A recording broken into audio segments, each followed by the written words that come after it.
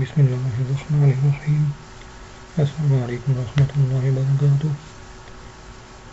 آج کے بیان میں صدقہ فطر کے مسائل بیان کریں گے۔ اللہ تعالیٰ سننے اور عمل کرنے کی توفیق عطا فرمائے۔ صحیح بخاری اور صحیح مسلم میں حضرت عبداللہ بن عمر رضی اللہ عنہ سے مروی ہے کہ رسول اللہ صلی اللہ علیہ وسلم نے زکوٰۃ فطر 1 سا خرما یا جو، غلام اور آزاد مرد و عورت، چھوٹے اور بڑے مسلمان پر مقرر کی اور یہ حکم فرمایا کہ نماز کو جانے سے بیشتر ادا کر دیں۔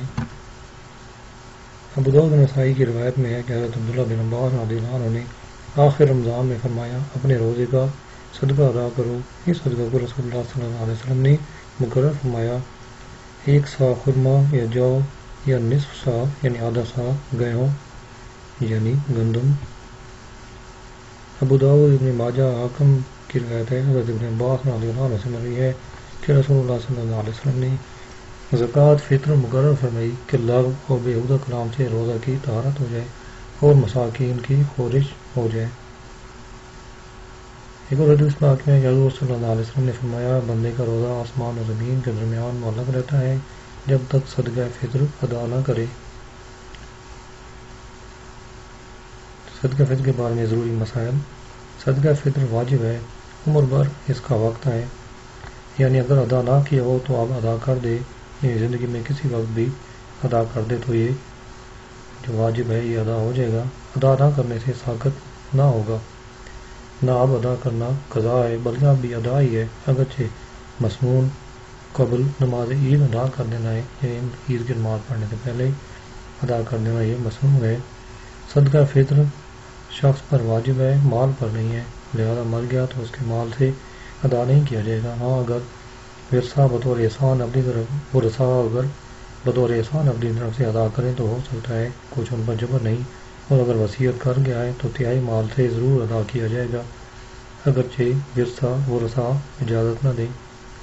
عید کے دن صبح صادق طلوع ہوتے ہی صدقہ فطر واجب ہو جاتا ہے، لہذا جو شخص صبح ہونے سے پہلے مر گیا یا غنی تھا فقیر ہو گیا، یا صبح طلوع ہونے کے بعد کافر مسلمان ہوا، یا بچہ پیدا ہوا، یا فقیر تھا غنی ہو گیا تو واجب نہ ہوا، اور اگر صبح طلوع ہونے کے بعد مرا یا صبح طلوع ہونے سے پہلے کافر مسلمان ہوا یا بچہ پیدا ہوا، یا فقیر تھا غنی ہو گیا تو اب واجب ہے۔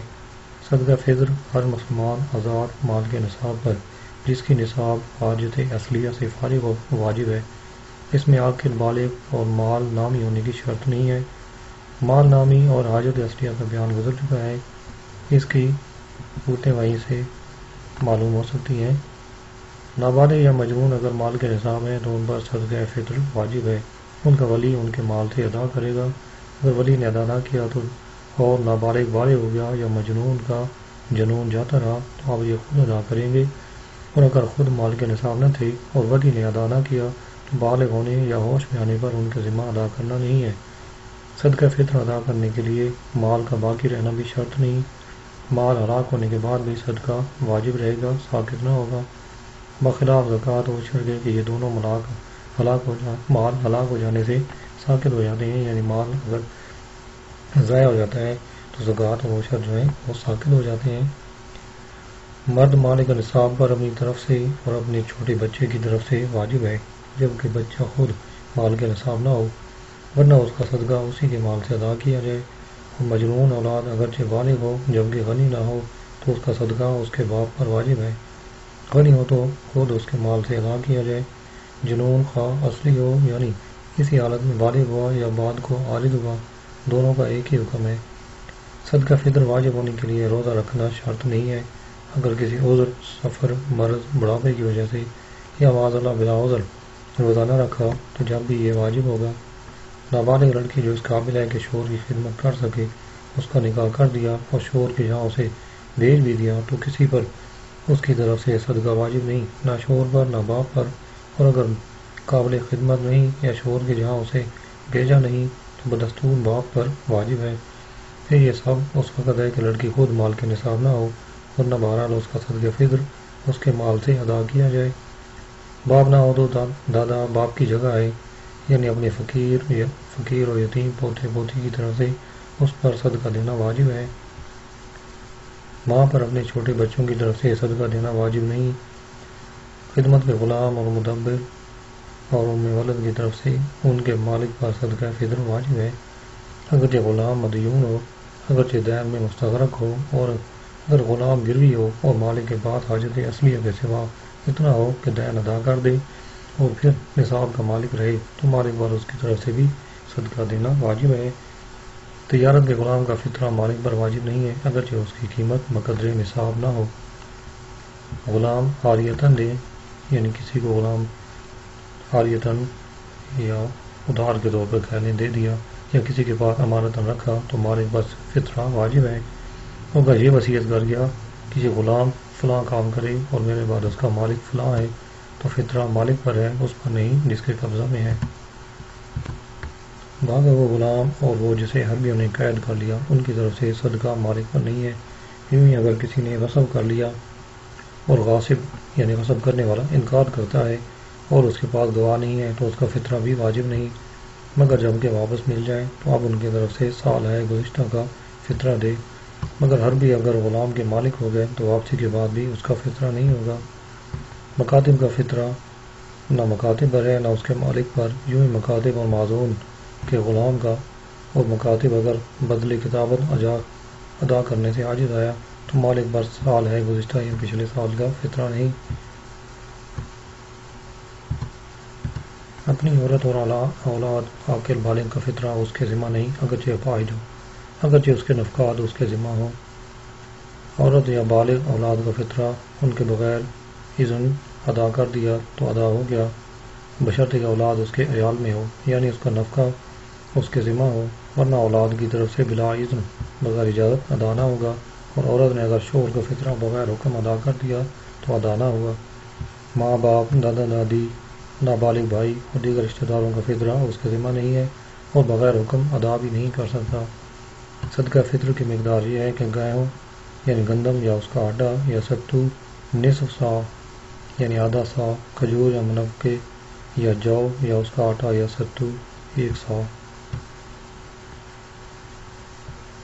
گیہوں، جو، کھجوریں، منقے دیے جائیں تو ان کی قیمت کا اعتبار نہیں، مثلا نصف سا عمدہ جو جن کی قیمت 1 سا جو کے برابر ہے، یا 1/4 سا کھرے صاف گیہوں یعنی گندم جو قیمت میں آدھے سا گندم کے برابر ہوں، یا نصف سا کھجوریں دے دی جو 1 سا جو یا نصف سا آدھا سا گندم کی قیمت کی ہوں۔ یہ سب ناجائز ہے، جتنا دیا اتنا ہی ادا ہوا، باقی اس کے ذمہ باقی ہے، ادا کرے۔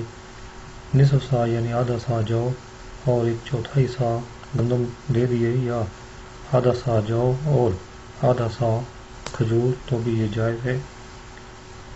گیہوں اور جو ملے ہوئے ہوں اور گیہوں زیادہ ہوں یعنی گندم زیادہ ہے تو نصف سا دے اور ورنہ 1 سا۔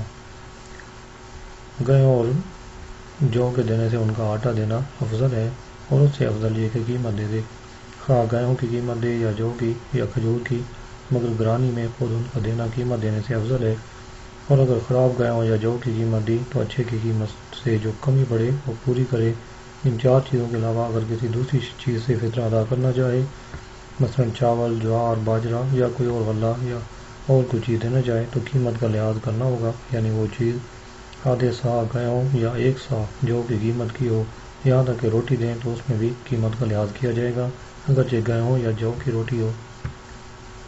اعلیٰ درجہ کی تحقیق اور احتیاط یہ ہے کہ سا کا وزن یعنی 1 سا کا جو وزن ہے وہ 351 روپے بر ہے تقریباً، اور نصف سا آدھا سا یعنی 175 روپے اور تقریباً 98 بر 175۔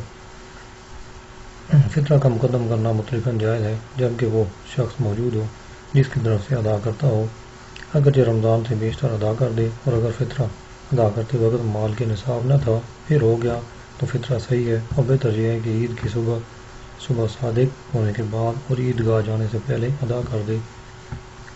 ایک شخص کا فطرہ ایک مسکین کو دینا بہتر ہے، اور چند مساکین کو دے دیا جب بھی جائز ہے۔ یوں ہی ایک مسکین کو چند شخصوں کا فطرہ دینا بھی بلا خلاف جائز ہے، اگرچہ سب فطرے ملے ہوئے ہوں۔ شوہر نے عورت کو اپنا فطرہ ادا کرنے کا حکم دیا، اس نے شوہر کے فطرہ کے گیہوں اور اپنے فطرہ کے گیہوں میں ملا کر فقیر کو دے دیے، اور شوہر نے ملانے کا حکم نہ دیا تھا تو عورت کا فطرہ ادا ہو گیا، شوہر کا نہیں، جبکہ ملا دینے پر عرف جاری ہو تو شور کا بھی ادا ہو جائے گا۔ عورت نے شور کو اپنا فطرہ ادا کرنے کا اذن دے دیا۔ اس نے عورت کے گہوں اپنے گہوں ملا کر سب کی نیت سے فقیر کو دے دیے تو جائز ہے۔ صدقہ فطر کے مصارف وہی ہیں جو زکوٰۃ کے ہیں، یعنی جن کو زکوٰۃ دے سکتے ہیں انہیں فطرہ بھی دے سکتے ہیں، اور جنہیں زکوٰۃ نہیں دے سکتے انہیں فطرہ بھی نہیں، سوائے عامل کے کہ اس کے لیے زکوٰۃ ہے، فطرہ نہیں ہے۔ اپنے غلام کی عورت کو فطرہ دے سکتے ہیں اگرچہ اس کا نفقہ اسی پر ہو۔